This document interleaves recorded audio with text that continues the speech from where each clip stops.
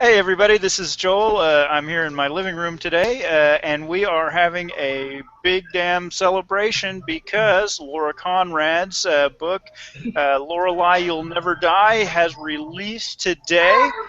We have with us at the moment Tracy Vincent and Gavin Revitt, and maybe some other folks joining us in a moment. But most importantly, look who that is. That is Laura Conrad, her very own self, the Laura Conrad. So we are just kind of hanging out and doing a little bit of spamming of Facebook and Twitter while we talk about Lorelai, You'll Never Die. Laura, why don't you start us out today with 2 minutes, 5 minutes, 35 minutes? What is Lorelai, You'll Never Die, and why is it that everybody is just dying to read it? Right. Well, the book started about 3 years now since I started the original idea, and it started on DeviantArt with a prompt for an apocalyptic story, and it was about a world without law and what you would do. What would you do in a world without laws? Would you uphold the laws, or would you create your own? Like that was the prompt, and that's what started the story in the book. That's called Kill or Be Killed. That was the first one where I started with that character, and the response I got was really good. Actually, I was surprised that people liked it so much, and everyone kept asking when are we going to get more. When what's this character doing now? And that's when I started writing a few more stories. And then when I had 3 or 4, I thought, well, maybe I could write more and then make a little novella out of this. And that's where that came from. And then flash forward 2.5 years later, when I'm working with Joel and Joel with Dryden, and he proposes maybe we should put some of your short stories together and include a novel excerpt of what you might want people to look at later. And that was the one that came to mind because I think out of all the things I've written, that was probably one of the better things I've written, I guess. And so then we get Tracy into the mix, and she says, well, let's kind of put all these stories together, and maybe we can make it into one thing that flows. They were all still separate, but we found ways to connect them. And then he kept reading the original stories with Lorelai, and she said, well, what happens next? Where do we go? And I had 10 other short stories that were about her trip across the country. And that's how we put those in, and then we had the other short stories dispersed in, and it really developed in an interesting way from the first incarnation we had of the collection. So I'm really excited about how it's come together now. That's awesome. Yep. So just to help people understand a little bit where we are in terms of who's who and what's happening here, the folks that Laura referred to are myself. I'm the owner of Dryden House, which is the publishing company that put Lorelai out, and she referred to Tracy, who is our editor, who is here with us tonight, who did the editing, and also Gavin Revitt works for Dryden House. He is our art director and was involved in the setup. Tracy, I know that you were really involved in the development of Lorelai from the start. Well, I guess not from the start, but for a very long time. Why don't you talk a little bit about what it was like working with Laura, and what makes Laura interesting as an author, and what you enjoyed about working with her? Well, this is my first editing experience. And saying that, I want to say that I was blessed to work with Laura, because Laura, no, I love you. You know your own mind. And I can't bully you, which is a good thing because I will bully people, and I don't mean to. It's not what I want to do, but I do it anyway. And you were like, no, I'm going to do it my way, and you'll do it your way, even if it frustrated me at the time, but it was what was right. And yet when I had an idea and it was what was right, you were okay enough to go, you know what, that's actually a better idea than what I had. Let's do that. And so I got really blessed in the fact that that you were an author that would listen but wouldn't let someone take over your work. Yeah. And I the stories that I got, because Joel had told me, this is what we have, this is how we're going to set it up. I just need to edit it and this kind of thing. And I'm reading it and I'm like, yeah, but this story would be so cool if.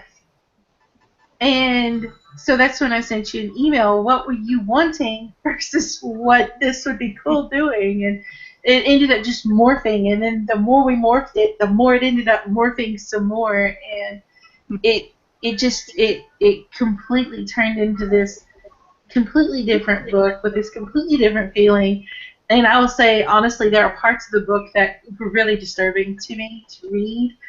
And there were parts of the book that in the beginning didn't faze me at all. I'm just like, meh, whatever. But by the time you get to the end of the book, every time I read it, because I think I read the book totally like 20, 25 times. And when I get to a certain scene in the book, I will be honest, I sit and I cry every time after we switched around where two stories went. The minute we switched those two stories, it completely altered how this scene works for me, and I cried every time. I still cry, and I could probably quote the book at this point. But I had so much fun with this book. I'm kind of sad that the editing part is over and it's out. Now I get to market the book. I get to make everyone else like it. So it's awesome. I enjoyed it. So I want to thank Joel for letting me work with you, and thank you for just being the awesome person you are. Oh, thank you. My mom, she actually read the foreword you wrote, and she said, "Oh, Tracy says you're someone who knows what she wants." And she said, "Yeah, that's you." It was pretty funny. You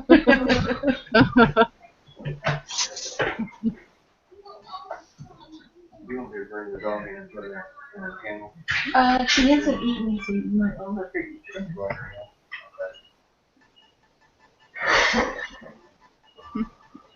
Joel, are you talking? No, I wasn't, because clearly if I was going to start talking, I would unmute myself first. Really? For some reason, I kind of doubt that. Yeah, I pay Tracy to keep me humble, because otherwise my own magnificence would just overwhelm me. My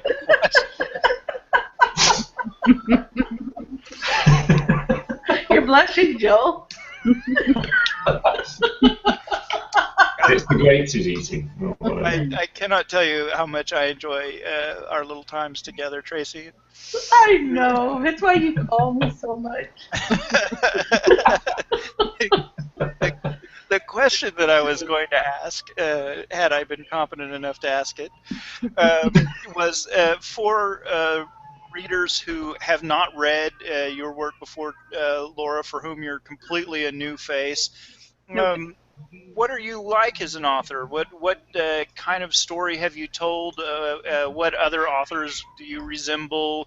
What motivates you as an author that a reader might go, oh yeah, dude, I'm totally into that? Ooh.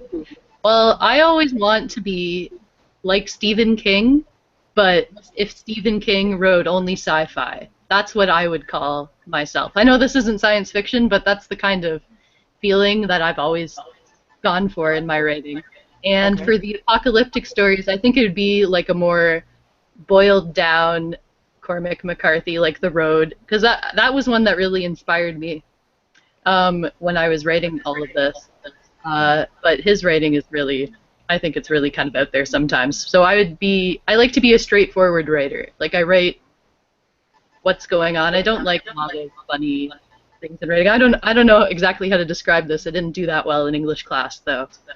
I just I focus on entertaining the reader and making sure they enjoy it. Because my favorite moment as a writer is to get the reader to react the way I want to react. So that's what I try to do when I'm writing.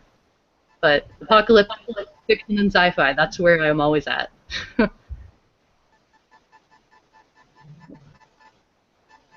I unmuted myself now. Okay. Um, I'm going to interject a little bit of my own opinion about your writing. I think that one of the things that makes this book really unique, in addition to its sort of unique construction, is that it is a entirely real human experience. We have a tendency, I think, as authors sometimes to sort of create glorified characters. You know, sort of. I don't know if you know Boris Viejo, the artist, is, but all of his figures are just superhuman with golden bronze skin and giant muscles and wandering around in fur bikinis, and they're not real. You know, they're sort of superhuman in some way, and I think that part of what appeals about this book is that it prompts a real discussion about humanity and a real discussion about what it means to be self-possessed, and this character that we meet is not glorious, and she's not fabulous, and she wasn't secretly the son of a prince with the destiny laid out before her. She happened to survive, and she has to deal with that, and it's real. I don't know if you've followed on Goodreads, but there's been a bit of a conversation going on about women who kill. This is a woman who kills, and Yeah. she justify it, and does she need to, and should it be remarkable to us that a woman faced with the crisis took the choice to be violent and defend herself? It has a genuineness to it that you don't find in a lot of writings, and I really enjoyed that and wanted to contribute that. Yay. My take with Lorelai is that she chose. I think if the situation in Kill or Be Killed had been different, you know, the if the character that she runs across had been a nicer character, right? I think Yeah. that she probably would have not gone the way that she went. That was a very pivotal moment in who she is as a character, who she is as a person, and I think that she probably would not have taken the mentality of, you know, I'm going to have to be this badass woman, and you know, I'm going to work at it because, by golly, no one is going to do better than me. I'm going to have to, because if I don't, then I'm just going to die, and I don't want to die. I've lived through this so far. I'm not going to die yet. So I think part of it is the fact that she chooses to be that kind of character, but then that kind of character is kind of forced upon her by her circumstance. And that's a very real tone and a very real note that if given that kind of situation, and even in areas where it's not post-apocalyptic, but they're in a very poor, war-torn, area, that's a very real point that women and men have to go through and come to terms with. Yeah. All right, that's my discussion. Very good. I wanted to step in just for a little bit again with a little bit of context for folks in terms of this is a Dryden apocalypse novel, and what does that mean, and how does that relate to the story, and how does it relate to other authors? The sort of the foundation concept behind the Dryden experiment is the idea that we all have tremendous access to the markets, whether we're artists or movie makers or game makers or authors like Laura. We can build things on our desktops at home. You know, we can build books, we can build movies, but we have a very difficult time getting attention from the sort of big publishers who control the movie theaters and the bookshelves around the world.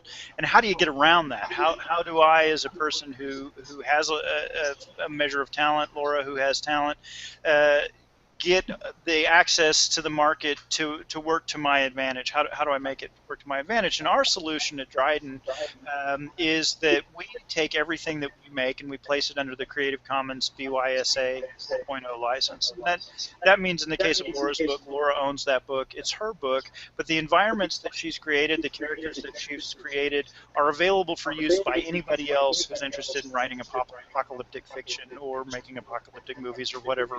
And all they have to do is credit Laura and make whatever they make available under the Creative Commons BYSA 4.0 license also.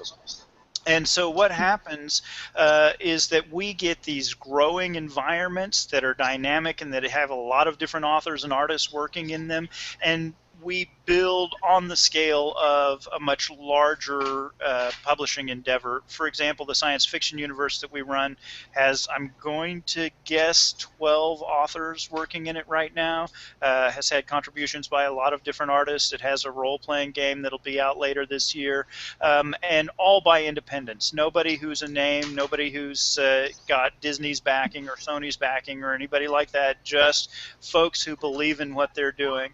And then once we get that material created in that universe, we cross-promote each other. Gavin Revitt did wonderful work on the cover for Lorelai.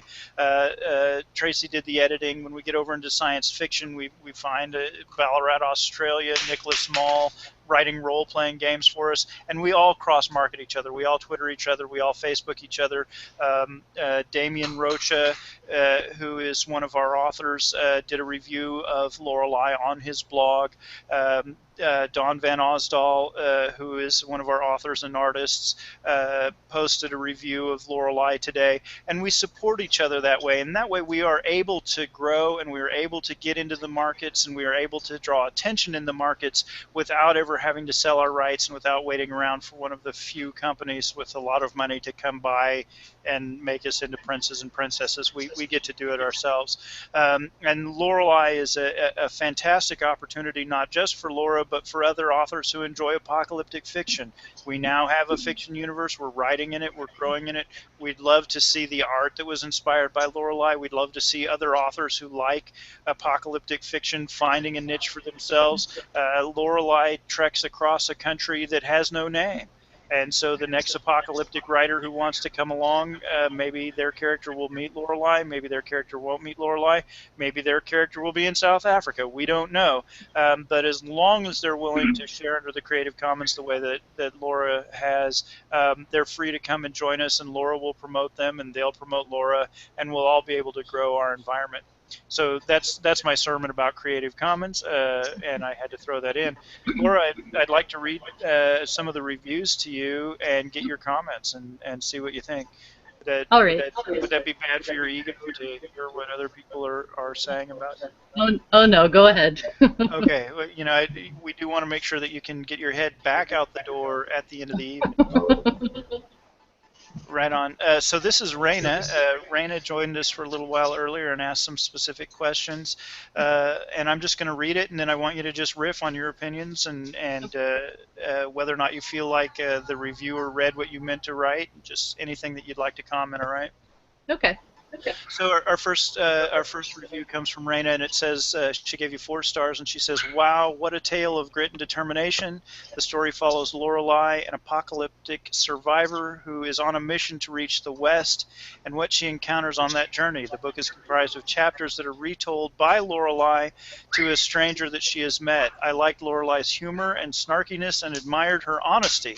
I occasionally had a hard time following a few of the chapters and the strange stories that were thrown in, and had to get clarification. Even with that small problem, the book caught and held my interest. It was horrific and hard to read, but I grew to care about Lorelai, wanted her to survive, and wanted to know the end of her story. I recommend this book, but know that it is not a light read." I think I read that review after she posted it, actually, and I think she got exactly what I wanted someone to get out of it, because I wanted the reader to really feel for Lorelai and become invested in her. Well, I think that's what a good book should do, get you invested in the characters. And I know at the beginning it can be a little confusing jumping around from Lorelai to Mono and to the other ones, so I understand that, but I think that review is great. Awesome, awesome. Now, she specifically talks about Lorelai's humor and snarkiness and honesty. Can you talk about sort of Lorelai the person and how she relates to the world and why she might be accused of being humorous and snarky and yet at the same time honest? Well, I think that that would have to do with the character she was. Definitely the character that she was before all of the apocalypse and stuff. And maybe the humor and the snarkiness is a little bit of a defense mechanism because when she lived in the city before the world ended, she was kind of on her own and she was still trying to find her footing. So I think that's where that comes in. But also, in real life, I'm kind of snarky and I can be brutally honest sometimes. So I think I kind of put myself into her in that way. Very good. So that's prompted a question out of me, who has read this story. There is a scene before the apocalypse with a man that she's sort of romantically involved in, or involved with, and he seems to be of sort of a higher status than her in terms of wealth and settling. Do you think that for her he is a form of shelter? I think definitely because I remember writing the line where she wonders, am I just hopelessly addicted to keep coming back to him? And I think that's definitely what draws her out of her side of the city, which is where she's not as well off and having some issues, and then she goes to see him and she gets shelter, literally she gets shelter, and she also gets the feeling that someone wants her too. So well, maybe he doesn't want her as much.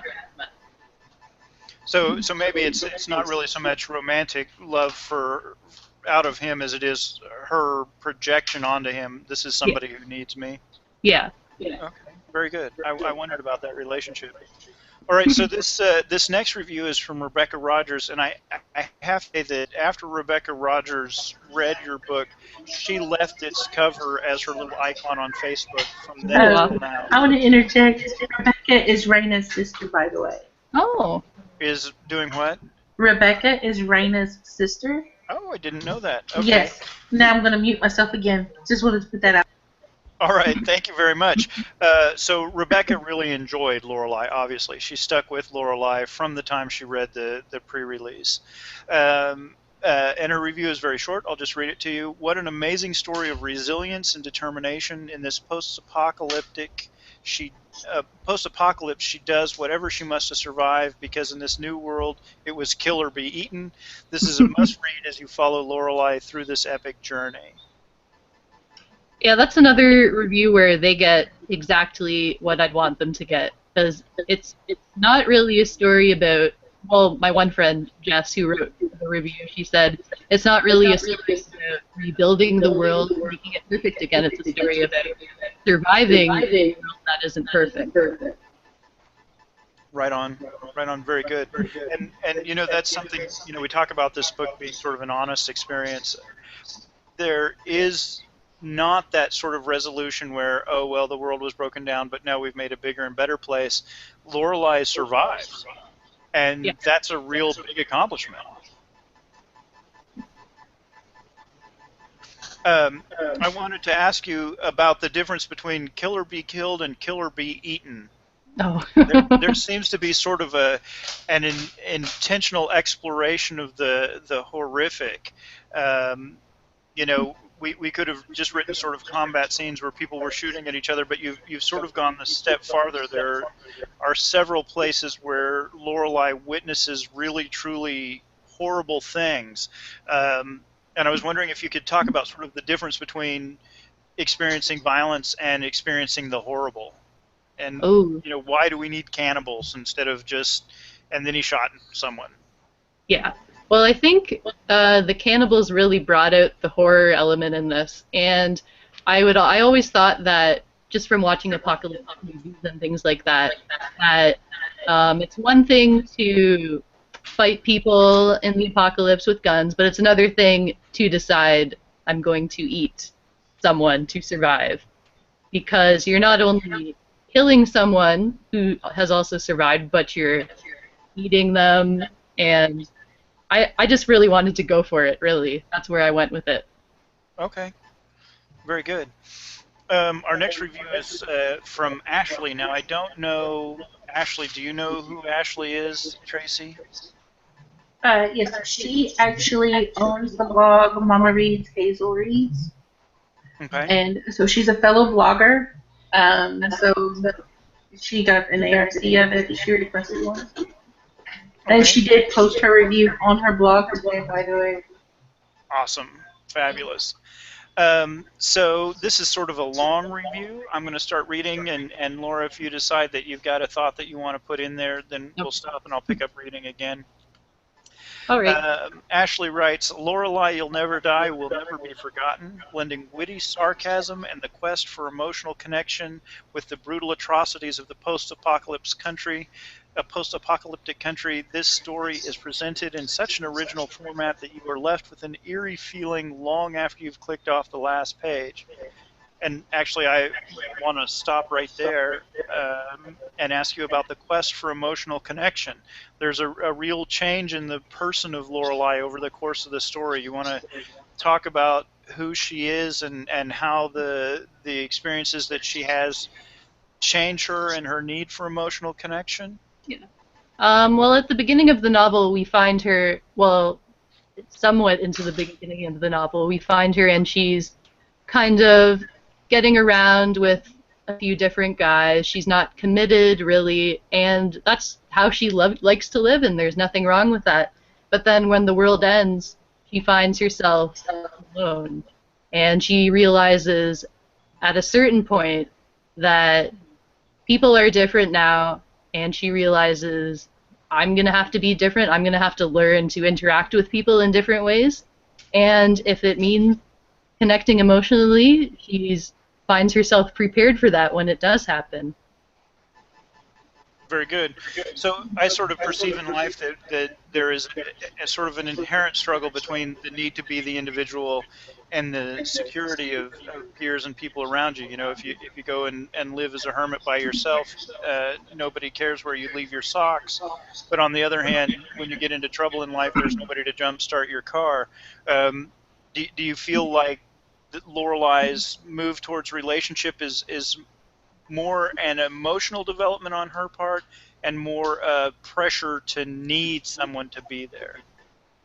I think it could be a little bit of both, because there's the story Enemy of My Enemy where she first meets the troop of soldiers and she wonders, I could just let them go and I can continue by myself, or they could help me. And she also realizes then I probably won't be traveling alone for a while, and I think that's what draws her to go after them instead of just letting them go past her.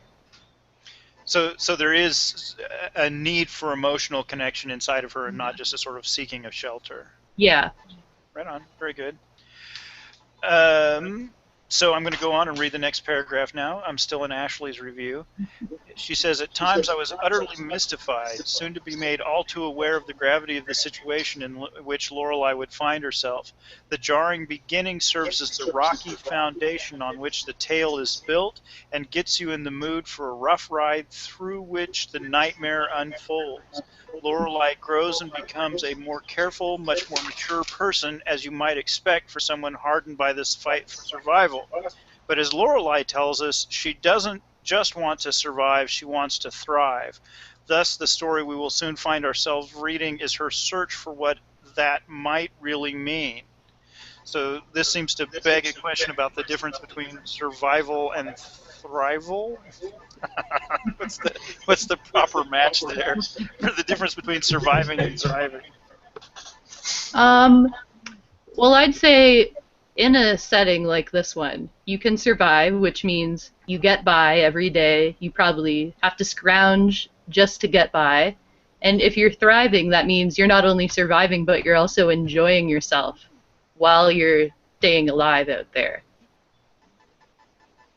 So not only did Lorelai sort of pass through this crucible, but she sort of learned how to be happy with herself, comfortable with herself. Yeah. Right on. Yeah, because she's definitely not the same character at the end that she was at the beginning of her trip. Yeah, I definitely agree with that.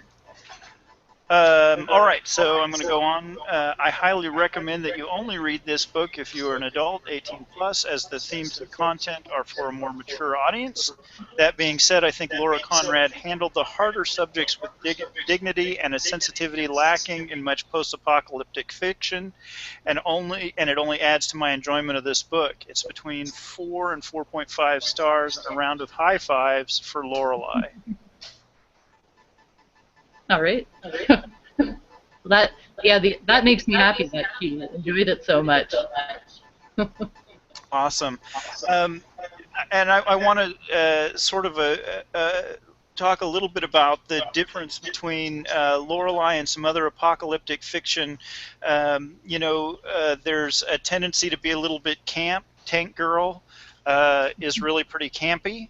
Loved Tank Girl though. I'm sorry? I loved Tank Girl though. Well, I don't mean to take away from it, but you don't see emotional development, right? And certainly the Mad Max movies are almost entirely devoid of emotional development. Sort of the point of Mad Max was that he was this unmoving force traveling through the apocalypse, and Lorelai is very much changed, and I think we have a very sort of human experience. And I wanted to sort of ask you, Laura, if you perceive Lorelai as sort of strictly genre, or if you feel like maybe it's a little more literary. How do you perceive it in relationship to some of the other post-apocalyptic fiction that's out there? Well, I'd definitely say it's in the genre because post-apocalyptic, well, it can be literary. I just read this book and it's called Station 11, and it's post-apocalyptic and it takes place kind of around where I live in Canada. And it's about people who just travel from town to town, and there's sad people along the way. And this is the book I found 2.5 years after I wrote this story. But I think it's possible to do literary genre fiction. It's I think there's a line though where you can get too out there or you can go too literary. So you just have to kind of find a balance between the two, I think. Okay, very good, very good. All right. And I liked about this review at the end of it, she wanted to give Lorelai a high five. That really tells me that she bonded with the character, and that's a good measure. So, all right. And now, Jessie Grofton, do you want to tell us who Jessie is, Laura? It's Jess. She's one of my best friends that I've met through DeviantArt, and I met a lot of people there, but she's the only one I have on like every social media thing out there. So she's a really good writing friend of mine. Okay. Yep. And this again is a sort of a long review, and she gave you 4 stars. Yep. So she says, I was really pleased to receive a copy of this for review because Laura is a writing friend of mine. Over the years, I've seen her grow and flourish as a writer, and when it comes to writing science fiction and post-apocalyptic fiction, it wouldn't surprise me at all if Laura has her very own shelf in the science fiction section in years to come. Yep, I owe Jess Crofton $5. So let's just take a pause there and kind of deviate a little bit, Laura, if that's all right, and talk about what you might write in the future and where you see yourself going as an author. Well, I definitely want to write more. It's just what I struggle with now is having these big, grand novel ideas and then putting them into words. But I'd like to write more post-apocalyptic, and then I also have a story idea for science fiction, and then I have a paranormal fantasy novel that I kind of have been working on for the past 2 years almost now. So that's where I want to go. Keep writing, but it's probably definitely going to be genre fiction. Awesome. Yeah. And I'm going to go ahead and plug you. You are Lorotica on DeviantArt? Yes. And you have a tremendous amount of fiction. The way that I found Laura when we first started working in the Dryden experiment and we were looking at that point strictly at science fiction, I went through maybe 100 pieces of prose on DeviantArt just looking for people that I thought might be good to approach, and I ended up publishing one of them. And it's Laura, and you can, if all of that material is still out there, really see Laura growing as an author. There are some things out there that are entirely experimental. There's a 6-word story, I think, that's just, Laura experimenting with form and shape and different styles of writing and different genres of writing. And I got into her DeviantArt page and stayed for like an hour.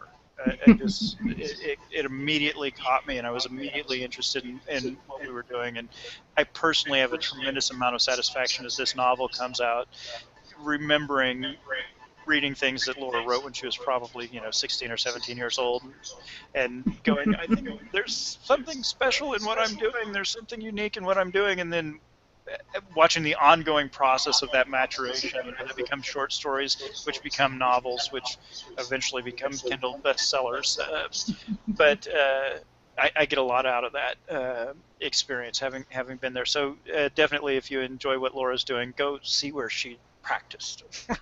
There's sketch pads full of interesting short stories out there. A lot of fun out on DeviantArt. Okay, so then Jess says something that I think is very, very interesting, actually. She says, this isn't a book about saving the world. This is a book about surviving when the world would rather you didn't. We are not told about the detail. We are not told all the details about why the world is the way it is, but we're given enough information to piece it together. And in all honesty, it doesn't matter how society crumbled isn't important, but how Lorelai is going to get through it is. And I'm going to read on just this next paragraph because it follows very naturally. I actually really love that this isn't a story about inciting a rebellion and saving the world and starting again. This isn't the world's story, it's Lorelai's. And I think following one woman on a quest to the West feels more genuine than any story revive society. I think the word story is probably missing right there.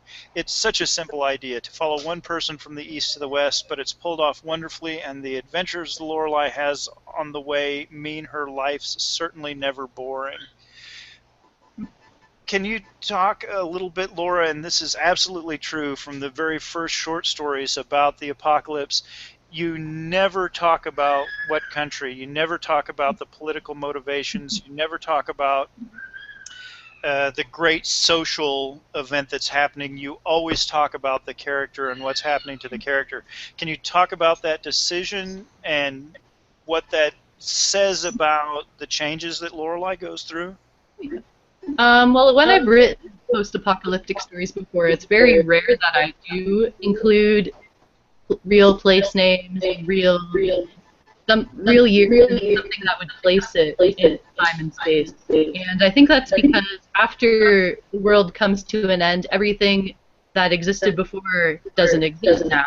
So we don't have the same country, we don't have anything that existed before the world ended.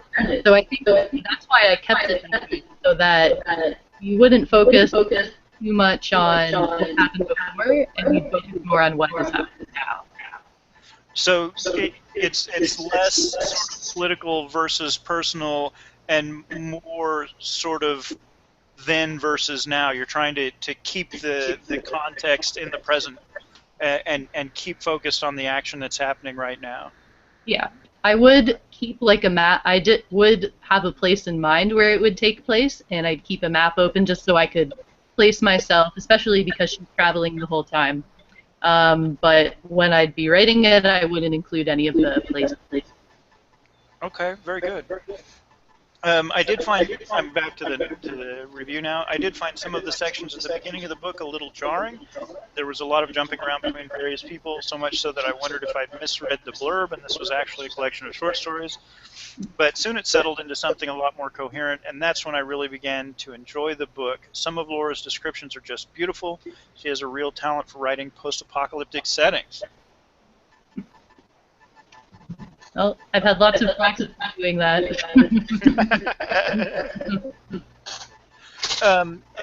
And let's just talk there for a second. You did use a very interesting device in that some of the narrative and backstory happens in short stories that don't even involve Lorelai. Yeah. Can you talk about the decision to change focus like that, and why you removed Lorelai from some of the backstory? Well, that was part of the original. It started with the original idea that we would have a collection of different short stories, and we kind of found that some we couldn't really connect to Lorelai, and we tried connecting some of them, and it didn't. And then we have the character in the book whose name is Asaph. Well, his nickname is Asaph, and he's the storyteller in the group of soldiers. And it kind of came together that we could make the stories we couldn't connect to Lorelai, we could connect to him in the elaborate, crazy stories he would tell about the apocalypse, how it came to be, and what people would do after that. Right on, and I want to be a little delicate here because I don't want to do spoilers, but there are some sort of fantastic elements in some of those stories that he tells. We can't tell if we're having some sort of supernatural or alien encounter, or what those elements are. There's a white stag that's very confusing. Do you feel like we should be looking at those as literal experiences or as parts of Aesop's imagination? Well, I think we should think of them as embellished stories, but we shouldn't count out some details. All right.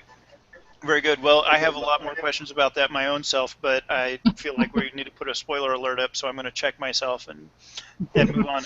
I will say that one of the things that attracted me to these stories is that Laura is capable of a sort of magical realism that leaves you going, was that magical realism, or did that actually happen? And some of the stories, especially some of the Aesop's fables, have an almost feeling of being haunted to them. There's an unsettling, otherworldly something, and you're going, is it really happening? Am I meant to think this is really happening, or is this somebody's dream? What is going on? And it is, I want to use the word maybe enjoyably frustrating. I love that you won't quite let us off the hook. We reach the end of the story and we're still kind of going, that bothered me. That was uncomfortable. And I really enjoy that. I've seen that in other of your writings, and it's something that I happen to personally enjoy.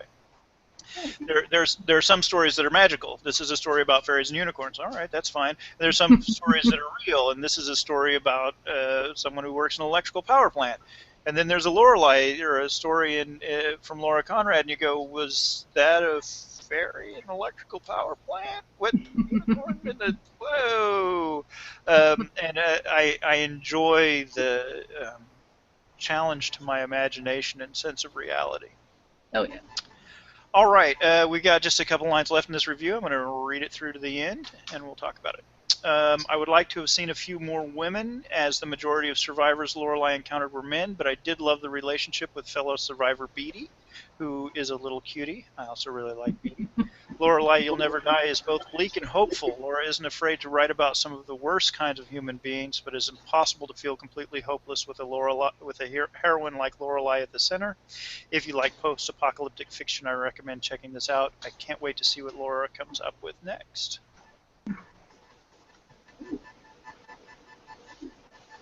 Rebecca, hello. Rebecca has joined us. She has. The Rebecca Rogers has joined us. She's not going to speak to me. I see Rebecca. She might not have a microphone like Raina. No. Well, Rebecca, we have a policy at the Dryden house that if anybody comes in without their microphone on, we tell them, oh, and then she vanished.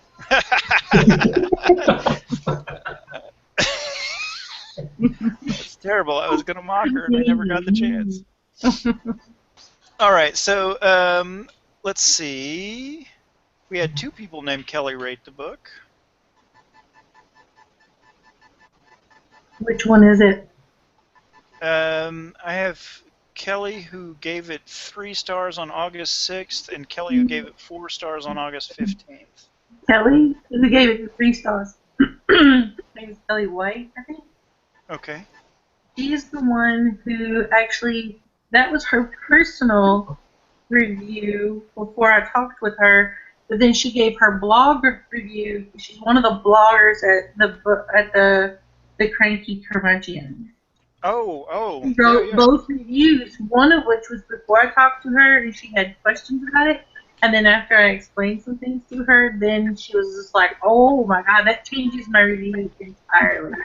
And then she wrote her blog review, which was 4 stars. And in So fact, she wrote both. we modified the book slightly in response to some of her questions.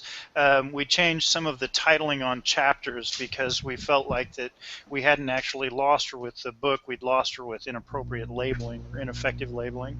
And I sort of suspect that had we had clearer chapter labels at the outset, we probably would have gotten 4 stars from her at the outset. All right, so I'm going to read that review, but I'm going to read it with the caveat that it ended up being a 4-star review, so we'll take it with a grain of salt. I'll start by saying that this author has a ton of potential. The issue I had with this story is that it was hard to follow. It jumped from past to present and from one group to another until we fixed the labeling. With that said, with some fine-tuning, this could be a bestseller. Oh, well, so we tuned it, so now we're a bestseller, you guys. Lorelai finds herself fighting to survive a post-apocalypse world with humans doing what they think is right to survive. Any sort of law and order is thrown out the window. Not knowing who's friend or foe, she arms herself to the max and sets out west on foot. While I did find it hard to follow, I did enjoy reading about such a strong woman and the few relationships she made in her travels.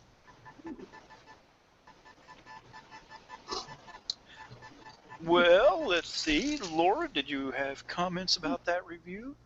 I guess before we changed the titling on the chapters, I can understand that some people might have issues just because of the way we've set it up.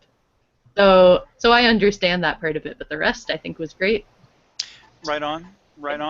I think that it was sort of inherent that we would have a little trouble getting the structure right because we took so many different concepts and sort of shuffled them together like a deck of cards. And in the version of the story that she saw, there was no explanation that this is one of Aesop's fables. This is back to Lorelai. This is there's actually a couple of other people who have stories in the book as well, and I think we just kind of lost her, and that's our fault. We just need to say sorry about that, Kelly. We fixed it for you. While we're at a breaking point, I just want to. Yay, Rebecca! Are you back? Hey. Hey, Rebecca! Yay! How are you, Rebecca? I'm good. How are y'all? Well, wonderful. I was telling Laura just a minute ago that from the time you read the ARC until today, you have kept the cover of her book up as your little image on Facebook, and how really awesome and exciting that is. Well, thanks.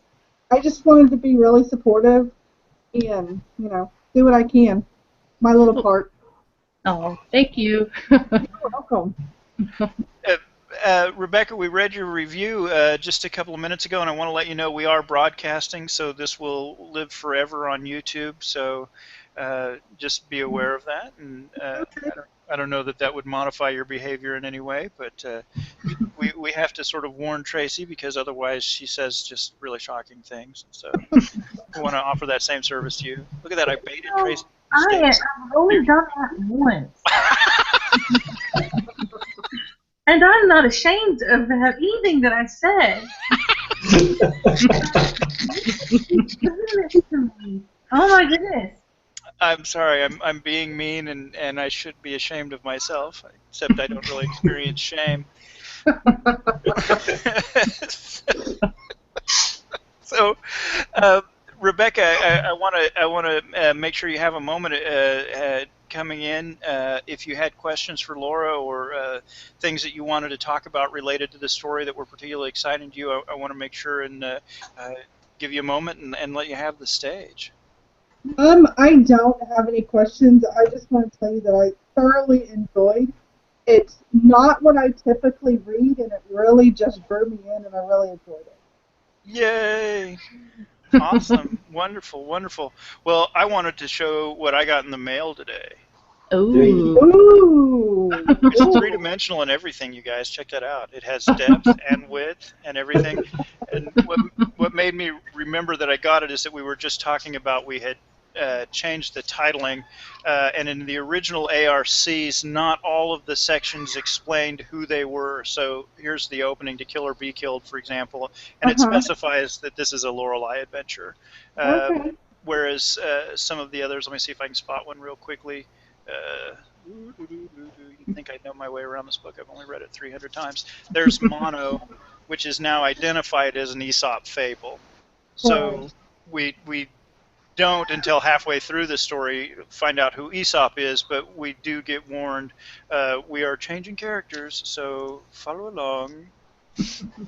There's Machina. I have to say that Machina is probably my personal favorite out of the whole book, which is neither here nor there, but is my favorite.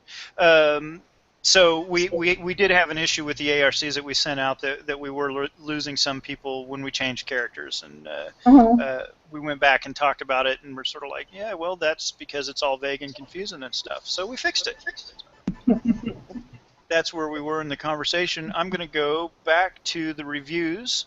Our next Kelly, who reviewed it, said she gave it 4 stars. She said, "I did like this book. It's easy to follow for the most part, and there were a couple of stories I didn't at first understand how they tied into the story of Lorelai, but as you read along, it all ties in somehow or another.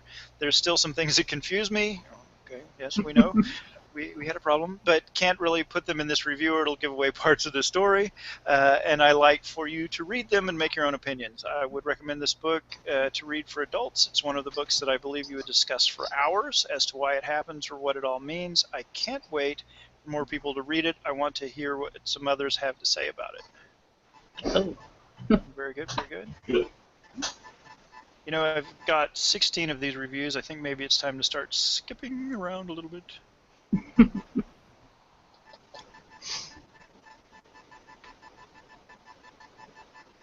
Damien Rocha posted his entire blog post as the review. There's a new review on Amazon, but I do not know who it belongs to. Really? And I can't find the review on Goodreads. So, yeah, this is a completely new review that was posted up recently. And it says, I received this ARC by the author for an honest review. This book reads as several short stories that all tie together by the badass Lorelai. She is retelling them to a stranger she met along her way. She is trying to make it out west in this new apocalyptic world filled with murder, rapists, and cannibals. A couple of the stories were hard to stay involved in due to the harshness. Several other stories made me want more, and the story to continue. The plot pulled me in, and the characters were strong and charismatic. The book ended with an unpredictable yet perfect conclusion. I would recommend this book if you like suspense, romance, and harsh reality. I want to thank Tracy for the recommendation and Laura for the imagination to write such a book. Oh. Yay. Okay, we'll keep that one. So, every years later, I'm sorry? whoever wrote the review. I do not know. This is an Amazon customer. What's their handle? An Amazon customer. Oh, that doesn't help. That's what I said. I don't know.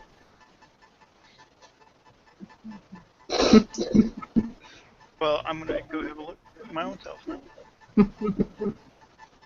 And we are, for those of you who are just joining us, continuing to wrestle with Amazon's Kindle format. It is now listed as publishing. So they've decided they don't need to review it anymore, but they haven't apparently listed it.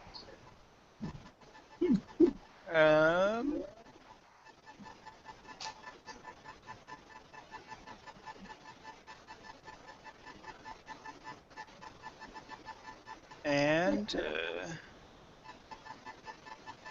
sorry, I've become distracted.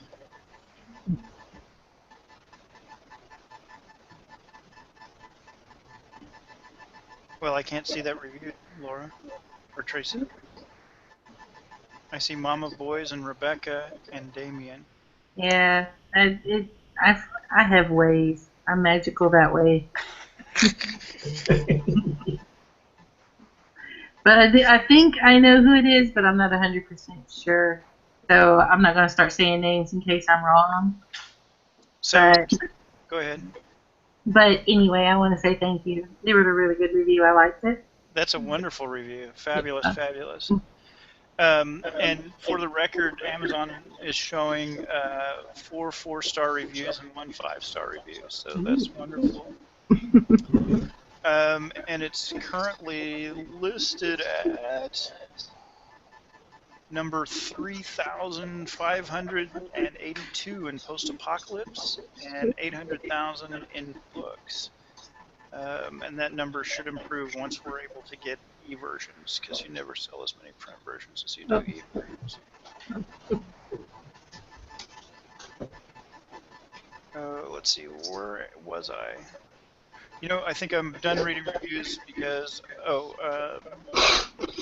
I have the book Curmudgeon left, and Damien's very long review. I'll read Meredith Winter, who wrote a sort of a short review. She gave the book 5 stars. She wrote, "I really enjoyed this book. Lorelai is a strong female protagonist that does what she must to survive, but she does not lay down and let herself be abused. The storyline is solid and easy to read and fall into. Will read author again. I received a copy of this book for an honest review." Oh. And for those of you who don't know the book Curmudgeon is fun because she puts GIFs in her reviews. So at one point in her review, she has, I'm sorry, who is that actor again, Tracy? I don't know who that is, saying adapt or die. It's someone very famous like Brad Pitt, maybe. And we know that in the end she was pleased with it because it ends with footage of Picard clapping. So book Curmudgeon reviews are very entertaining. I recommend them to folks. Well, Tracy, why don't we take a minute to talk about the future of apocalyptic fiction for Dryden and other genre things going on for Dryden. And Laura, this is your party, so absolutely I'd like for you to jump in and talk about the next things that you're going to be writing. Just kind of take the focus and look forward a little bit. Okay. Well, I guess I do have the project with Dryden that I'm working on right now, working on ideas for that one. And there are the two novels, I guess, that I've kind of been trying to write for the past little while. One's sci-fi and one's fantasy, paranormal fantasy. So those are the ones that I want to finish and then see where they can be placed, where they fit in everywhere. So that's my next step right now. Do you think, Laura, that you will continue to work with the Creative Commons model? Are you pleased with the idea of working with other authors? Do you feel like you've lost control of your books at all? Oh, no. How do you feel about the Creative Commons? Well, I think it's a cool idea that you can kind of all operate in one world, and I kind of want to see someone take the apocalyptic world and do something with it. So I think it's pretty cool how that works. Very awesome. Right now, Lorelai literally is the only thing in the apocalyptic universe. We have. Thank you very much for helping with the laptop, buddy. You're doing a great job. I'm very proud of you. Here's a piece of something that you might want to play with instead. The one person that I've had a conversation with about the apocalyptic universe is just this entirely surreal conversation. Nick Mall from Ballarat, Australia, is writing Big Damn Dryden, which is our role-playing game. And the very first role-playing game that he wrote was called Frankenstein Atomic Frontier. And the very short version of what happens is that after the apocalypse happens, or during the apocalypse, there's this tremendous need for soldiers, and there aren't enough soldiers going around, but there are a lot of dead bodies. And so somebody gets the idea that if you could sew these bodies back together, you could make them back into soldiers. And so we reinvent Frankenstein's monsters, right? And eventually the apocalypse is so successful that the only people who survive are the Frankenstein's monsters. And their big problem is that they break down and they need new parts. And they're running out of human parts because the humans are mostly gone, except for the people who are trying to clone Hitler. And the vampires who have humans hidden in caves that they use as dietary supplements. And eventually one of the modules or one of the expansions of the game is called Wagon Train to Mars, because there's this rumor that the human colony on Mars survived the apocalypse. The Frankenstein monsters need more body parts. And the spin is that the frontier society that breaks out is very American West. And so we have Frankenstein's monsters in the American West fighting the vampires for access to humans that they can farm for parts. And it is so fabulous. I mean, that makes other things that we before thought were fabulous pale. I just love it. And Nick and Tracy and I have sort of been having this conversation about whether or not you could thread that into a Creative Commons apocalypse universe. Because the problem is that it's very close-ended. We know how it ends. There's only Frankenstein monsters left except for these few survivors, blah, blah, blah, blah, blah. But what there is wide open space in the apocalypse. For example, as resources get depleted and things get desperate, Japan and Mexico form a shogunate together, and for a while are one of the dominant powers on the earth. And it is just wild, and it's awesome, and I love it, and you should all definitely go out to RPG Now and get yourself a copy before it gets discovered, because I'm busy trying to discover it. We don't know yet whether we feel like there's enough wiggle room in it. You know, part of the Dryden principle is that the universes are open, and especially like in the science fiction universe, there's 10 billion stars in the galaxy, you guys. There's room for whatever you are doing. You don't need a 10 billion star empire. You know, we're going to have plenty of time for everybody. But he really capped civilization. We arrive at this grim end that's pretty well established, and we don't know that we're going to make that fusion work. I read a lot of the Frankenstein stuff this last week, and I'm still not sure it's going to work. But it's an ongoing conversation. But certainly to anybody who's out there who's watching us tonight and thinking, I like to write in the apocalypse, bring it. You just heard Laura say she wants to hear what other people do. She wants to see the riffing. And I have to tell you, it is awesome when the universe that you are working in, whether it's science fiction or horror or steampunk or any of the Dryden universes, when it really catches and takes off on its own. I had a moment this week that I keep talking about. I was proofreading the space combat rules in the role-playing game written by a guy in Australia, and the sample art was written by, or the sample text was written by Dan Hunt, who in his story Revenge had a space combat scene, and the art was by Gavin, who is here with us in Sheffield, England, and Dawn Van Osdal, who is in Salmon, Idaho, and I'm editing in this universe that's bigger than anything I could possibly have dreamed up. All I did was write the original Faster Than Light rules. Everything else I'm touching was built by somebody else who's embraced the Creative Commons model and has grown it into that huge, badass universe that I wanted from the start. And it was such an awesome moment. It was just, I just kind of went, I'm there. I'm there. I've arrived. And if you're into that and you like to write apocalyptic fiction, guess what? Chapter 1 has been written. The first book is out there. Bring the noise. Bring us some more. All right, well, you guys, I'm starting to feel a little bit kind of talked out, and I'd like for somebody else to jump in on the conversation. Do we have questions for Laura? People who would like to have her autograph things for them? Gavin, you've been entirely quiet the whole time. Why don't you This is step in true. and talk about the art? Yeah.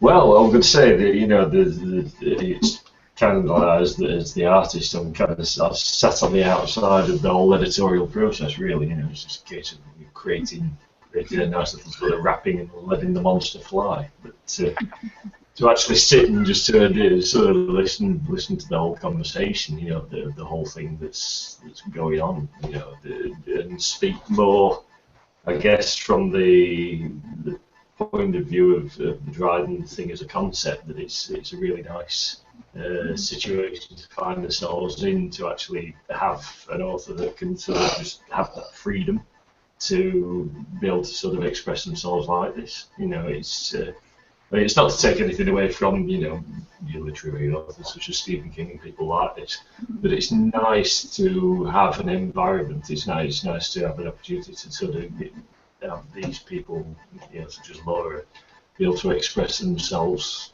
in these kind of situations. Sit back almost as a punter rather than an actual writer as such, and to be able to sort of see all this being talked about and explained and discussed and philosophised over. It's a real great thing. I love it. It kind of gives a real good sense of perspective on what it is that we're trying to do and trying to achieve. And it's yeah, I like it. Just I love that freedom. That people are kind of being granted by the model that's been taken on. It's a great thing. I would hope that we'll see an awful lot more. I'm sure we will. Oh, I definitely think so. Just talk about the wonderful power of the cooperation. I don't even know if Laura knows this story. I sort of assume she does, but Tracy, we in the original incarnation of the story, we had picked some art for the cover by Don Van Osdal, and it was a nice piece of art. We'd approved it. We'd gotten rights to it. Everything was groovy, and then the story started changing, and the cover just didn't fit anymore. It's nothing at all wrong with what Don had done. We just moved the story away from him as we got into the evolution process, and so, excuse me, Tracy approached me with this photograph, and she said, I think this is the cover. And so we took it to Laura, and Laura said, yeah, I think that might be the cover. And so Tracy did some work on it, and we got that kind of burned edges feeling going, and washed out the image a lot. This is actually a photograph that looks like a person, and this is largely treatment that Tracy put on it to give it this sort of stark effect and this post-apocalyptic feel. Well, then, we were fiddling around with fonts and so on and so forth. And of course, Gavin is our master of ceremonies when it comes to making images look like they're supposed to look. And so off it went to Gavin. So we're now about 5 people into this project. Well, we come back with the cover, and Tracy and I are talking about it one day, and she said, oh, well, I have the link to the guy that posted the original photograph, which he had put under Creative Commons, so it's free for everybody to use. Well, I went out to his blog. His name is Chris Sardinia, and he had his email on there. And so I sent Chris Sardinia an email, and I said, hey, I wanted to let you know that we're using this image. And he wrote back and was like, that is so awesome. That is the greatest. And I told the model, and the model, blah, blah, blah. And so we sent them an electronic copy of the book. So how many of you are good friends with Chris Sardinia? No one, and yet through the Creative Commons and through this cooperative model that we're using, his model got the excitement. I don't know who she is, but apparently somebody he knows personally, of being on a book cover. He got the excitement of having his image be on a book cover. Tracy got to practice her skills. Gavin got to practice his skills. And Laura just got this fabulous looking book. This does not look like a small market indie press. Those of you who watch those Facebook book groups know that some of the art that comes across on those covers it really needs help. Not to put anything against people who are trying very hard with limited resources, but this is what happens when you start using Creative Commons and you start working cooperatively. It took about 6 people to make this cover, and it's just a compliment to Laura's work because it looks fantastic. It's a really awesome cover. Yeah, Laura also holds the singular distinction of the first Dryden book with a spine text as well. That's right. The great, Gavin finally won the great spine text debate, which we'll spare you a recounting of. But yes, now we have spine text. First one. Talk about it. 10 points to Gavin. I also want to point out, and this is something that will be for people who encounter Dryden in other places, this D logo that Gavin designed for us, we use everywhere. And the idea is it's not really a trademark. It's a way to know that something belongs to Dryden. In this case, you're looking at a story that's happening in the Dryden Apocalypse because it has the very groovy APOC image that Gavin designed, and Dryden House, which is Gavin and Tracy and I actually published it, so it has the Dryden House logo on it. But anytime you come across these images, that just tells you that it is in one of our universe. Gavin makes thousands of these for us. We have Dryden Rose and Scarlet, which indicates romance. We have Dryden Horror. We have Dryden Universe. We have BDD, which is Big Damn Dryden, which is the role-playing game. So if you see the D, it's happening in Dryden. That doesn't mean we published it. Other people are free to publish in Dryden, and if they do, they're free to use the appropriate D. But if you do see the Dryden House, that means that Tracy and Gavin and I got our paws on it and put our mark on it. So just for reference for folks who encounter Dryden out there in the universe or encounter that weird little logo out there in the universe, that just says Dryden. Somebody else could have it haunt the dreams instead of the artist.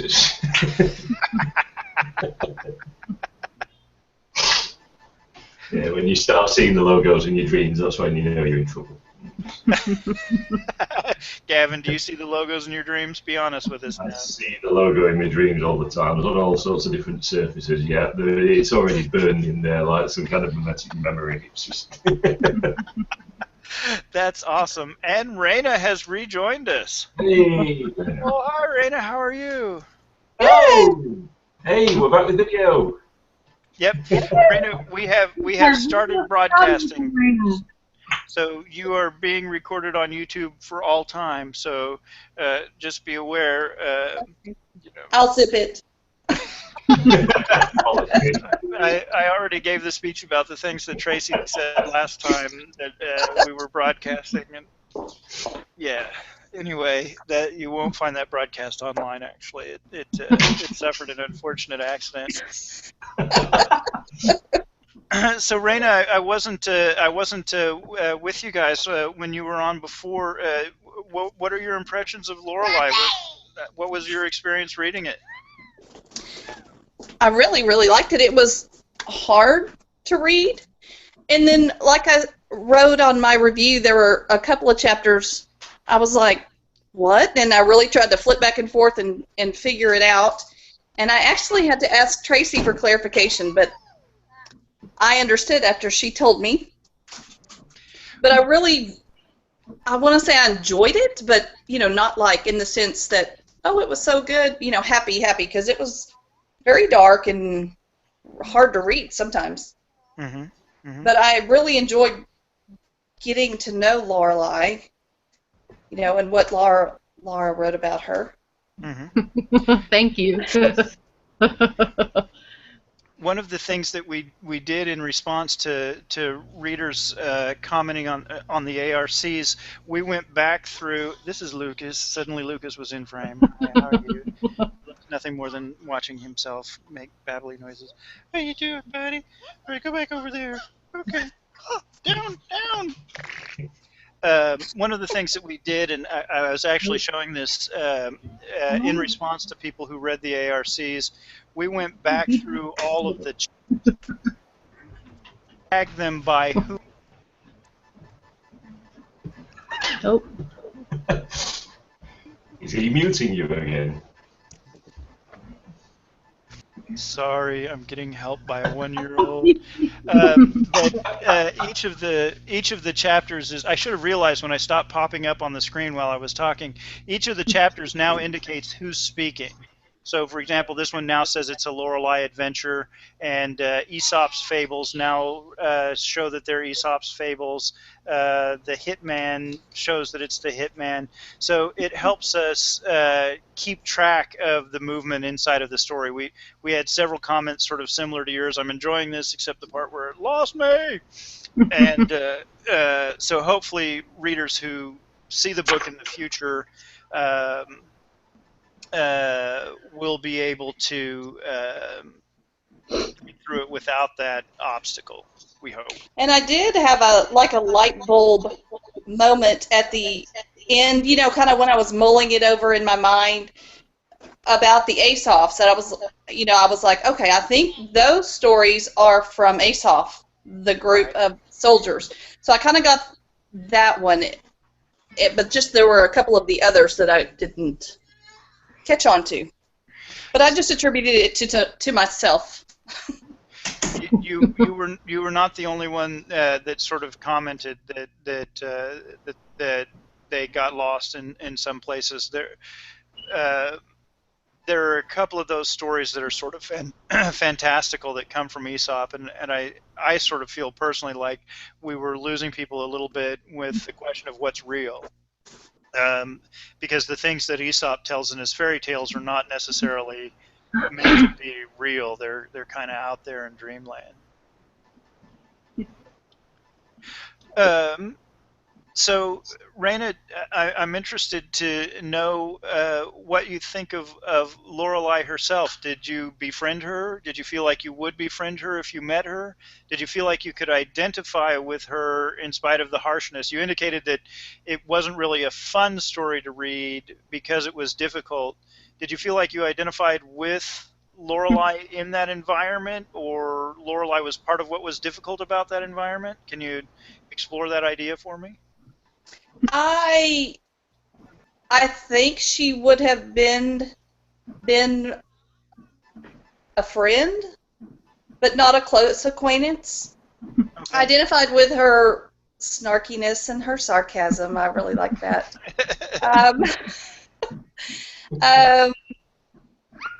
There were some, you know, like her moral standards for herself were a little bit different than mine. And,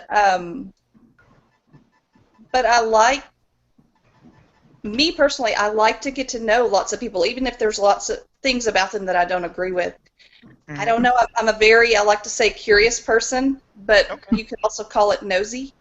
I like to know about people. I like to know what makes them tick and, you know, why they do things. I mean, that's kind of nosy. Sometimes people don't want to share that, but, you know, why do you do this? I ask a lot of questions, you know, to people that I know fairly well, and even in my job, I ask my boss a lot of questions that might be unnecessary, but I don't know, I'm just a question asker, and I'd like to know what makes people tick.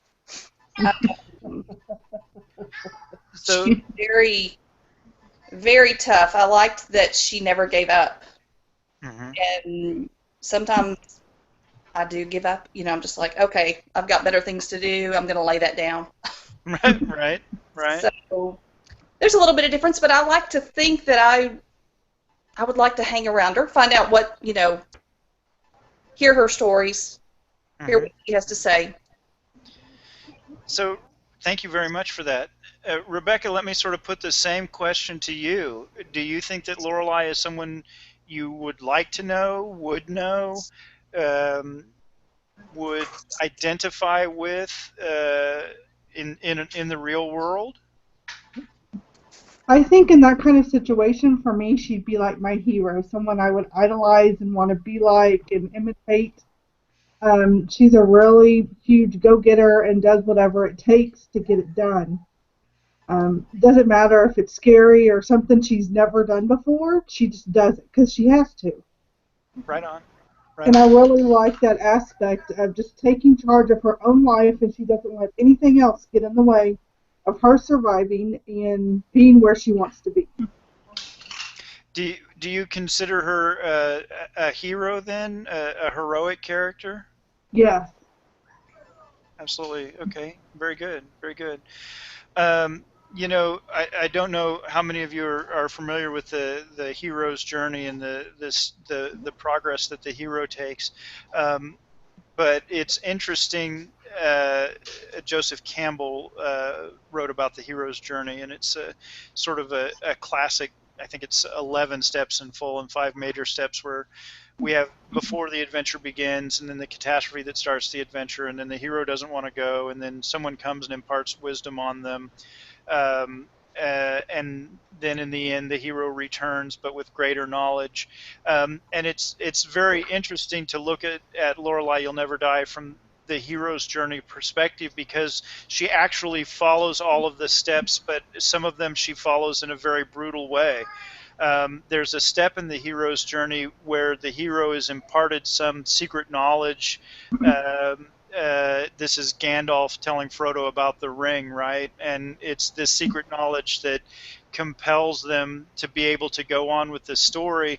And frankly, that character in Lorelai You'll Never Die is the man that she meets in Kill or Be Killed. And the lesson that she learns that empowers her to finish the story is absolutely one of the most brutal lessons about humanity that exists. Mm-hmm. And so as a hero character, Lorelai is a hero character, but the price that she pays in order to become that character is really very shocking. I spent a long time thinking about the hero's journey after I read Lorelai You'll Never Die, because it's there. Hey, you got a basket.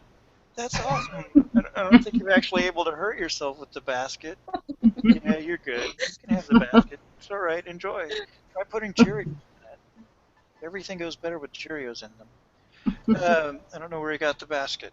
Um, uh, uh, the hero, Lorelai is a hero, and she does all the things. She returns with the hidden wisdom at the end. She has the initiation that's forced upon her, and so on and so forth. But her meeting with the wisdom keeper, who gives her the secret knowledge, is a really, really brutal moment. So, and sort of speaking of brutal moments, thank you very much, Rebecca, for that contribution. That's prompted me to ask you a question, Laura. Certainly, no one asked for or wants to go through the things that Lorelai goes through, but do you think she's a better person at the end of the story than she was at the beginning? Do you think she's fundamentally improved by her experience? I think that she is. I think she has trouble at first realizing what's happened to her and how much it should affect her, and that how much it is affecting her. And I think she still develops more after that, as she accepts what's happening. And then by the end, she is. I think she's pretty different from the beginning at the end. Yeah, think I really think so too. denial that in the beginning. Yeah. I'm sorry, I didn't hear that, Raina. I think she was almost in denial at the beginning of what happened, what she was going to have to face. There is a moment that's sort of interesting to me and a little bit kind of awkward. She goes to the camp at first, and she's going to live there.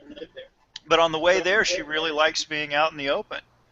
And she has this opportunity to sort of live normalcy in the Outland camp, and she consciously turns her back on it. And I think that, talking about Rebecca, talking about Lorelai as a hero, I think that's kind of the moment at which she says, I don't know what's ahead of me, but I'm not interested in what's behind me, if that makes sense. Right. I don't want to just sit here while we run out of rations, and I don't want to sit here while we decide who gets the fresh tomatoes or apples or whatever it was. I don't remember now. I would rather go and see what's there. It's very interesting, and also interesting that she's self-motivated. She doesn't have to do that. There's no force there in the camp that can't be overcome that forces her out into the wild, which is also a variation from the hero's journey. Very good. Very good. let's talk about small characters. One of the reviews commented that most of the smaller characters are male. Was that intentional, Laura? Is that significant in some way, or is that just a coincidence? Um, I think it was kind of unintentional at first, just the way that it was coming about, and then I kind of realized at the end, like, oh, she doesn't run into many girls along the way. But I wanted to make sure that the women she does meet are pretty strong-minded and they aren't weak or anything. Even Beatty, she develops into something pretty strong. Now, I want to play a little bit of devil's advocate here. I want to be a little bit difficult because my perception was that both Beatty and the girl with the bow needed protection from Lorelai, needed something that she could give them, whereas the men that she meets seem to be pretty autonomous and sort of monstrous. The only sort of exception being the family at Blood Red Reservoir. But I just want to challenge you a little bit. Did you protect the women? Did you perceive the men as more aggressive? I think maybe I did want to do that, but I think when you say they're aggressive, I think that's saying in the book they're a little more than aggressive. The bad guys, I guess. There's something there's something else to them just than being more aggressive in that they can survive on their own. And they've survived on their own because they do bad things. And the women in the book, they're still learning, just as Lorelai learned how to survive too. Okay. And that makes then the family at Blood Red Reservoir very sort of interesting, because we have an apparently normal family, mom, dad, kid, and yet they're complete monsters. Yeah. Is this a reflection back to the culture that Lorelai left? Because she left a world of mom and dads and ordinary families. Yeah. I think that was kind of to remind her that things, even though things might look safe, it's not. Because she considers approaching them and asking them for help, thinking they're completely normal. And then she realizes, oh wait, there's something wrong with them. Right on. Very good. And I'm trying not to spoil there. That family is extremely unique and very different. Yeah. So, and I know this question got asked before, but I'm sorry, Raina, go ahead. There was. Nope. Oh, I think we've lost you, Raina.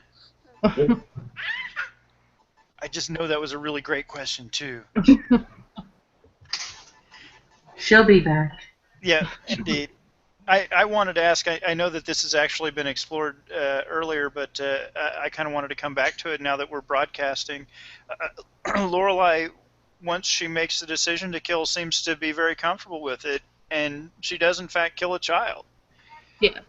And without giving anything away, she was pretty good motivation to kill the child, I felt like. But can you talk us through the decision as an author to have your character become a killer, and why you would go ahead and explore things like killing a child? Well, the first guy she kills, she does it because she feels like she has to, and she kind of does have to kill him or else she'll be killed. Kill or be killed. Right. And then after that, she realizes that there's bad people and there's good people, and the kid, she wrestles with it because she doesn't immediately come out and kill him. She tries to help him, and that's when she realizes that he might be beyond help and she's only defending herself. Mm-hmm. Right. And Okay. really, the only other, when she's killing people the other times, it's to protect herself or the soldiers that she bonds with a lot. Okay. Very good. Raina, I think you were about to ask a question when you suddenly vanished. Yeah, I guess it just dropped me. I was just surprised I don't know, it just surprised me that the kid was just as vicious as his parents, which I guess that's all he knew. from the time they started that. He just surprised me because, like, I think what I caught the tail end of, Lorelai was going to help the child at first and realized that was she couldn't. Yeah. Do you feel like that moment with the child was sort of a critical moment, Laura, in terms of realizing that the changes to the world are irreversible?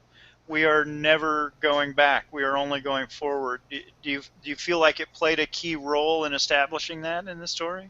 Yeah, I definitely think it did because that kind of opens up what happens as she keeps traveling. She realizes at that moment that things have gone pretty bad in the wrong direction, and it's when she keeps traveling that she realizes, yeah, I was right to know what's going on now.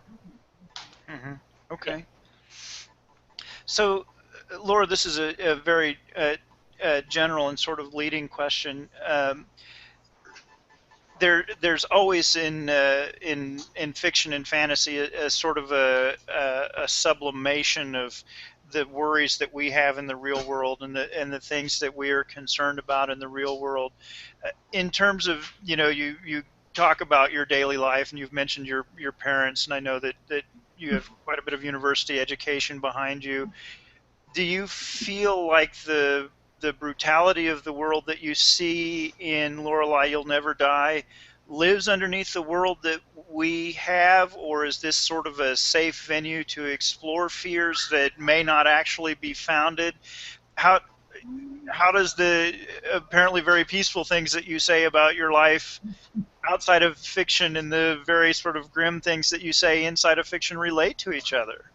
Well, sometimes I have to say, sometimes I watch the news and I just sit and I think, wow, the world is a really depressing place. And I think that things that happen in the world that happen far away from Canada, maybe we can explore the problems that we're having and other things in fiction and kind of see what could happen in the future with them. Okay. So, given the choice between the intractable troubles that we face now and the liberty to wander around the countryside with a gun on the condition that the universe as we know it is destroyed, which would you choose? Would you choose Lorelai's adventure for yourself, or would you go ahead and keep having hot running water and Safeways full of groceries nearby? Well, I think I'd still live in this world instead of that one. I have to agree. But there is the lure of adventure. We could all have strap-on bandoliers and go have adventures. But what a consequence! Lorelai pays incredible price for that newfound freedom. Yeah. Right on. Well, somebody else talk for a little while. I'm just completely dominating the conversation. Well, I probably won't be able to stay too much longer just because I haven't eaten yet, and it's 7:30 here right now. Awesome. Well, let's aim to wrap it up then. Laura, tell us what the significance of Lorelai is in your life. You're 22 years old, you're writing, you've got a book in hand with the cover on it. How much does that impact you? How much does it change you? Does it inspire you? What is it like for you? Well, I think it's pretty cool because a lot of the friends I've made in the past few years, they don't know that much about how much I write, so sharing it on Facebook and kind of telling them about it has been really exciting. Just having people get to know me more by how I write.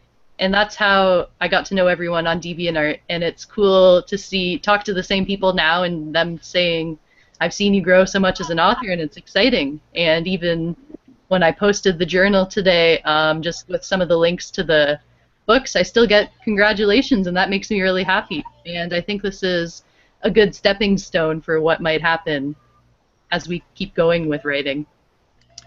Very good. I'm going to say some very complimentary things here at the end, but before I do, I want to just open it up one more time to Rebecca and Raina and Tracy and Gavin. And questions for Laura, comments about the book, parting thoughts?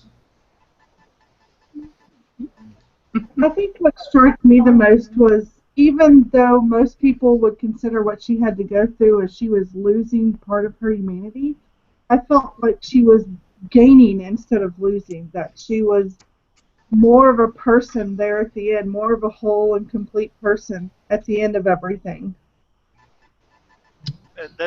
That's a great comment. Thank you. Fabulous. Yeah. Fabulous. Fabulous. All right. Anybody else want to get in? All right. Are we going to hear more about Well, no. Then we got two at the same time. Raina, let's have you go first. Are we going to hear more about Lorelai? Oh, that is a question I do get. I have gotten a whole lot. Is this the end of Lorelai, or is there another book coming? And I'm like, I don't know. You'll have to ask Laura, because she left that ending very open. I just felt there was a lot more there when it ended. Only you can answer that question, Laura.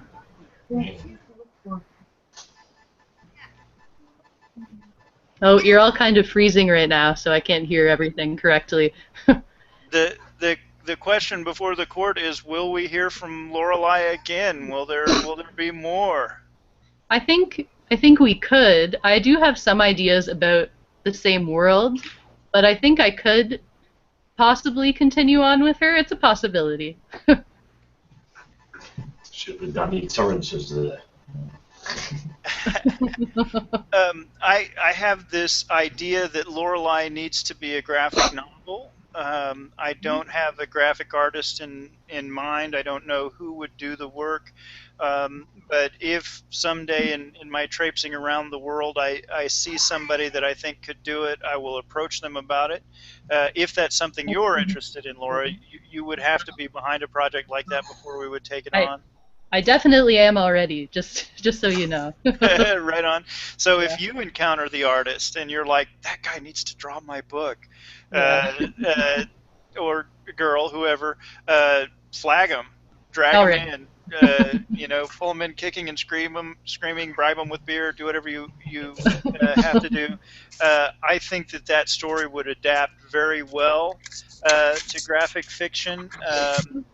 I've thought that about your writing before. That's how Sky Goddesses. I'm sorry, go ahead, Rebecca. I'm sorry, I was talking to someone. Oh, all right. That's how Sky Goddesses came to be. So definitely I would approach another graphics story with Lorelai. So whether there are more stories in you or not, I don't think necessarily that this one is done. Because I would visit it again in a graphic form. Tracy, you also had a sort of a parting question. It wasn't really a question. I just wanted to tell Laura thank you. Oh, thank you, I have enjoyed it. Mom, where is... For a little while, my inbox, I would get up in the morning and my inbox would be conversation between Tracy and Laura, conversation between Tracy and Laura, conversation between Tracy and Laura, spam, conversation between Tracy and Laura, conversation. They really worked furiously and dynamically, and really, I think, a very, very good team. I don't know how you two feel about working with each other again, but I would absolutely put you back together on another project if. I will take anything from her you throw my way. Awesome. I have lots of stuff. I will. Well, throw it my way. Okay. Hospital covers with spine text. That's right, and Gavin wins covers with spine text because, by God, Gavin won the spine text. Spine text is bait. That's awesome. Yeah, we would love to work with you again on anything that you brought us, Laura, and I would absolutely give you back to Tracy, and obviously Gavin feels very positive about doing some more artwork for you in terms of covers and spines and so on and so forth. So I guess just for a parting shot, things that are going on this week that folks want to pick up on. Sky Goddesses of Dryden Volumes 1 through 4 was actually the first thing published by Laura. It's a set of her short stories adapted as art, um, uh, as graphic art by Danielle Everett, who's a wonderful artist out of Bremerton, Washington. The e-version of that book is free through tomorrow night on Amazon's Kindle, so pick up a copy of that as an exciting way. Pick up a copy of Lorelai, You'll Never Die. We have it in EPUB everywhere on the planet except Amazon, and in print on Amazon, and we'll soon have the e-version on Amazon. We are running the e-version at 99 cents, I think, through next week. Correct me if I'm wrong, Tracy. We're going to keep it at 99 cents all next week, too? Yeah, we're going to keep it through next week because of the issues we've been having with Amazon. Right on. And then the price will go up, and we don't want you all to suffer through the horror of higher price. So pick it up for 99 cents while you can. The number of people that you end up needing to thank by the time a book is produced is astounding. We identified, I think, 5 different people that needed to be thanked just for the cover art alone. If you were involved in this project and we haven't mentioned you, please know that it's because I have a terrible head for names and get disoriented. But we want to thank. Times. I'm sorry. Oh, Tracy wanted to go back and badger me about Not my only ability for to schedule names, meetings. but for times. You have bad head for times. Ballarat, Australia is like 14 time zones ahead of here, and I cannot for the life of me. I schedule a meeting with someone from Australia, and I go and log on 2 hours early because I have no idea. I think I probably got within 2 hours of the time. But that's neither here nor there at the moment. That's just Tracy having fun at my expense. But it is a known issue. We had, I think we gave away a total of 18 ARCs. Is that correct, Tracy? We gave away approximately 18 ARCs, but I had asked Laura if it would be all right if I gave the ARCs to a couple of review groups. So who knows how many went out once they hit those groups, because they put a call out saying, hey, here's a book that needs reviews. Who's willing to review it? And then anybody can sign up, and they actually handle dealing out the ARCs. So that's where Meredith's review came from, because I did not give a review to Meredith, or an ARC to Meredith, but she must have gotten it from one of the review groups. And so I have no idea what the end count is, but I do know we gave out about 15 to 18 of our own. And I want to say a thank you to Rana and Rebecca both for your reviews. Thank you very much, and thanks for participating this evening. It's an exciting experience. Damian Roach, Don Van Osdal, Meredith Winter. We have just had a fantastic set of reviewers who have come forth and read the book and blogged about it. And I know I'm not saying everybody's name, but I want to say thank you to everybody who was involved, all 5 of us that it took to build the cover.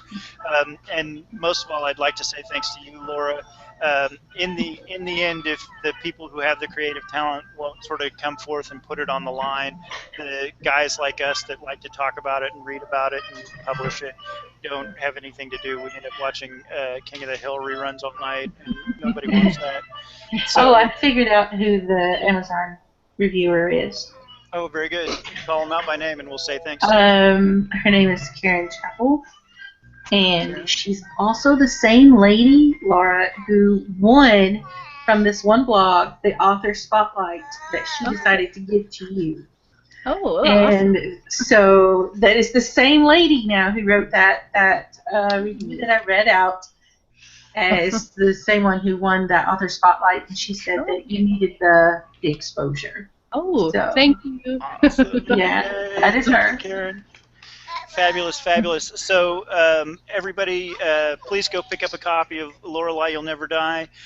Pick up a copy of Sky Goddesses, volumes 1 through 4, for free through Saturday, or through Friday at midnight, I guess. And do stop by Lorotica at DeviantArt, which is where Laura, you can literally watch Laura grow as an author through the really fabulous work that she has got posted out there. It's just notebooks full of short stories and poetry and other experiments, and it's a lot of fun to get out there and dig around. I'm sure that you'll find it as charming as I did. So, Laura, I'm going to let you sort of say the final goodnight and parting thoughts, and then we'll end this broadcast.